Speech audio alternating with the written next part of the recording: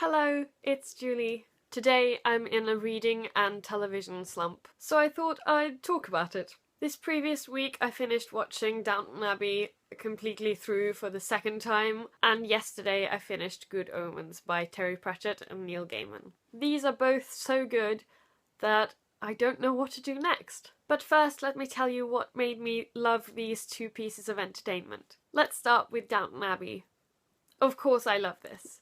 I love period dramas, I love good costuming and wonderful houses, and in this show I especially like the dynamics of the interweaved narratives and how the servants, the family and the house all play a central role. I love to learn about the lives of servants. They're not often portrayed in fiction and I haven't learnt much about them. When it comes to Good Omens, I love how snarky and funny it is. I love all the references I don't get, I get, and I almost get. And I love how it messes with religion in a sort of slightly irreverent way. There's a wonderful use of language in this book, and the characters are certainly on point, and I recognise a lot of sort of types I've met. A few years ago I started reading this but then abandoned it after being very irritated at a very stupid character. But it all feels like part of a grand plan and an adventure you're a part of.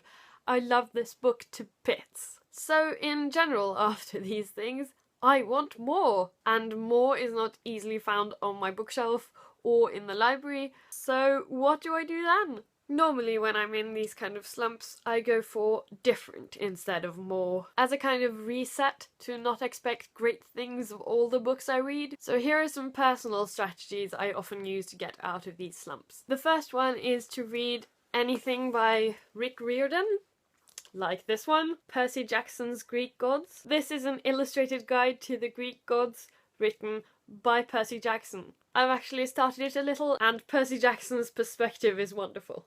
Next is to read anything by Gail Carriger, for example the Finishing School series, of which this is the first book. Next I will go for a graphic novel. It's relatively easy to read and the progress is fast. Two examples are the ones I picked up at the library today.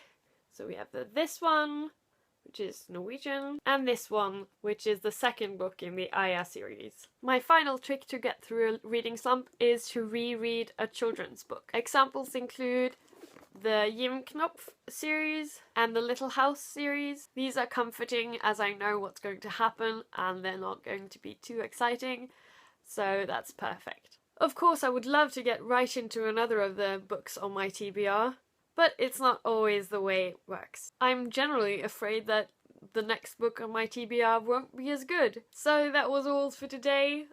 Please share your tricks to get out of a reading slump below if you have any. And I'll see you next time. Ha det!